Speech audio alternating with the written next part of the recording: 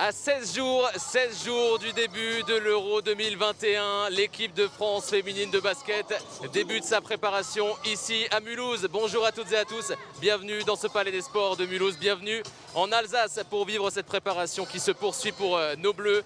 Bienvenue dans ce Palais des Sports avec du public également. 4 matchs au programme, 4 matchs pour ces Bleus, 4 matchs en clair diffusés gratuitement sur Sport en France et également sur la chaîne YouTube de la Fédération française de basket. La première chose vraiment très importante, c'est la dynamique qui règne au niveau à l'intérieur de cette équipe. Notre intensité défensive, notre physique, voilà, il y a beaucoup de choses qui sont très intéressantes, mais il y a aussi beaucoup de choses à prendre en compte pour améliorer certains secteurs de notre jeu. Donc c'est quelque chose qu'on a abordé depuis qu'on est ici à Mulhouse et qu'on va mettre en application pendant les matchs ici à Mulhouse.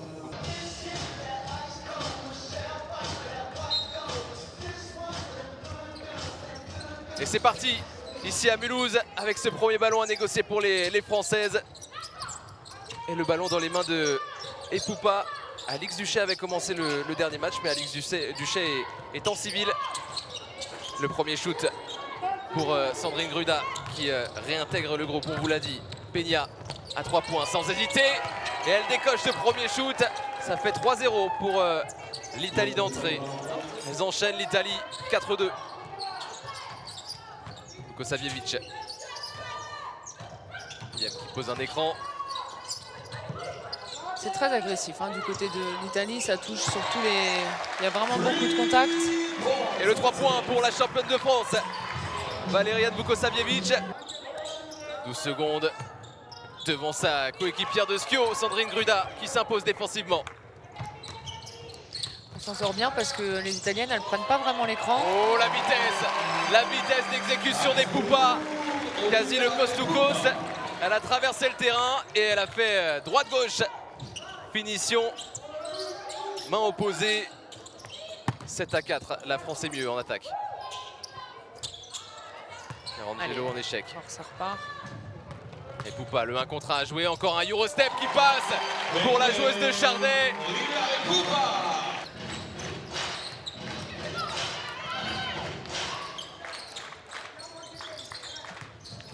Beaucoup de communication aussi du côté Poupa, elle est pas mal cette passe. Elle est bien trouvée, c'est une sniper pass pour Jasmine Keys qui vient de rentrer. Elle aussi, une membre de l'équipe de Schio cette saison. Et où là, vraiment, là, il y a beaucoup de contacts et on le voit, c'est très intense et physique. Un bon shoot qui va faire beaucoup de bien à l'équipe de France qui était bloquée depuis un moment. À 9 unités, Alexia Chartereau. Après, les matchs amicaux, ils servent aussi justement à trouver toutes ces clés et tous ces ajustements. Oh, Pan qui n'hésite absolument pas, elle prend tous les shoots qu'on lui propose. Ouais, elle sanctionne aussi la défense qui veut passer en dessous. Avec Sarah Michel. Vers Chartereau qui hésite avant finalement de choisir l'option Siak. Et c'est la bonne! L'option Siak dans la peinture qui trouve son premier panier.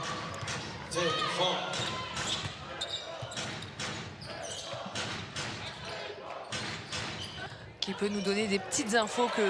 Oh, la chippie, la chippeuse de balle. Allez. Olivia Epoupa qui vient ramener toutes ses coéquipières là. Et elle est félicitée par toute son équipe, clairement, en mode pickpocket. Elle met de l'énergie, c'est la meilleure marqueuse bleue. Chilini tire un peu court. Et encore Epoupa qui est partout pour trouver aussi des caviars. Un autre caviar signé Marine Johannes pour Gruda. La folie française est de retour. Ah, c'est ce qu'on aime.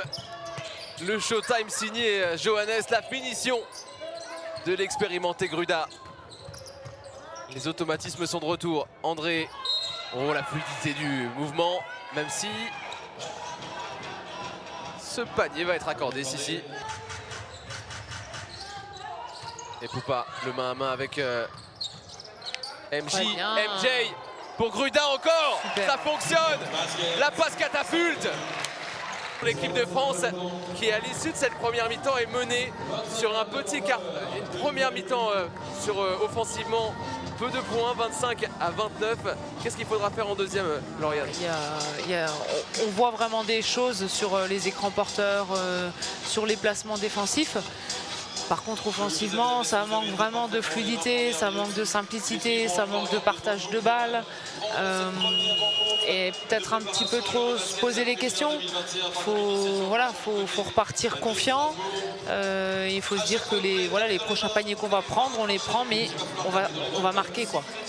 Avec une équipe d'Italie qui n'a pas refusé les tirs et qui a mis une grosse pression sous le cercle en défense.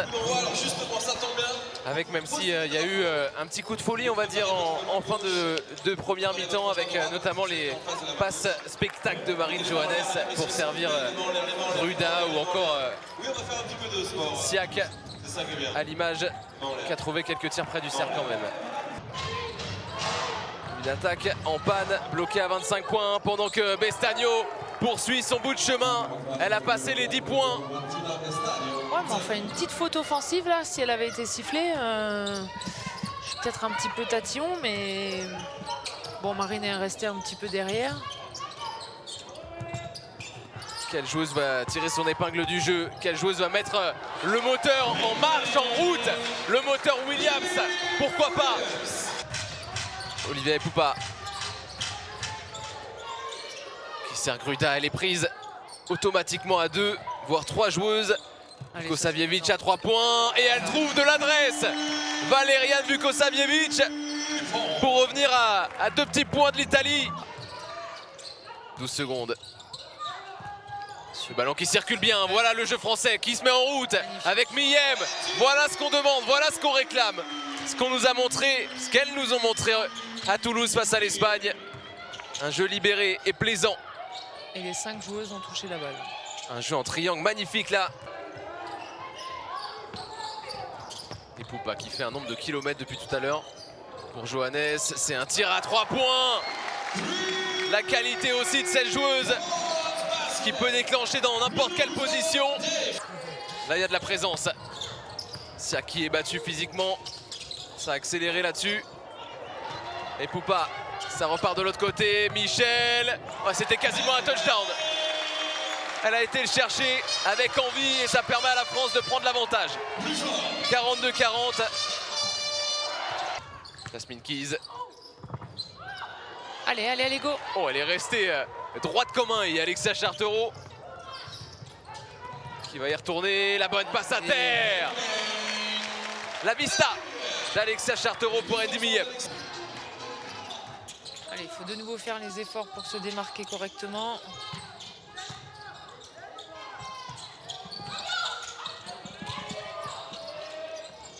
Et ce panier, il va rentrer pour Sandrine Gruda qui ajoute 2 nouveaux points. Oh, ce match qui va se jouer à rien, j'ai l'impression. Restez jusqu'au bout sur Sport en France ou sur la chaîne YouTube de la Fédération Française de Basket. Encore Epoupa, une nouvelle interception pour elle. Elle va aller au bout de son effort. Olivia Epoupa une nouvelle fois. Coast to coast. 53 secondes, Kadijé va jouer. Le côté local, ça c'est fait. 57-58. L'équipe d'Italie n'a plus battu la France depuis 1996. 18 matchs de suite remportés par la France. La dernière victoire, elle remonte à 96. C'était en Italie, à Cagliari. Est-ce que la squadra Azzurra va être capable de mettre en grande difficulté la France, vice-championne d'Europe en titre? À suivre dans cette dernière minute. Epoupa.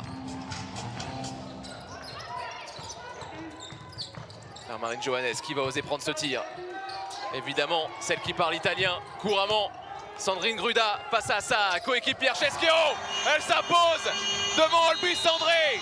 Grazie. Ça. Tout le monde debout à Mulhouse. Tout le monde debout dans le Palais des Sports. L'équipe de France à l'occasion. Pourquoi pas avec sa star, avec Marine Johannes. Oh non! Ce tir est manqué. Et il y aura une prolongation à Mulhouse. Sarah Michel, oui. Elle arrive à passer. Elle fait tout le tour dans le dos de la défense, là, c'est belle action. Elle qui avait manqué l'Euro en 2019, forfait opéré du genou. La saison 2018-2019. là, les Italiennes, elles montrent clairement un petit signe, enfin on va dire un gros signe de fatigue. Il faudrait en profiter maintenant. Il faudrait scorer. Encore une fois, 61-59. Michel a montré la voie. Autour de Valériane Vukosavljevic de trouver la cible. À 3 points, la France s'échappe. On le voit, hein, dès qu'on a beaucoup plus de rythme, bon, c'est déjà la pression défensive qui fait à chaque fois la différence. Ben, on est quand même mieux en attaque. Allez, il faut sortir. C'est un bon shoot en rythme. Il faut aller chercher ce rebond, mesdames. Oh, et c'est une interception. Gabby Williams à la finition. C'est une joueuse qui est capable de dunker avec des balles de tennis. Je me méfie à chaque fois. Hein. On se méfie de cette joueuse qui est capable d'aller dunker, pourquoi pas. Dommage parce qu'elle est montée sur son dernier appui avec de la puissance.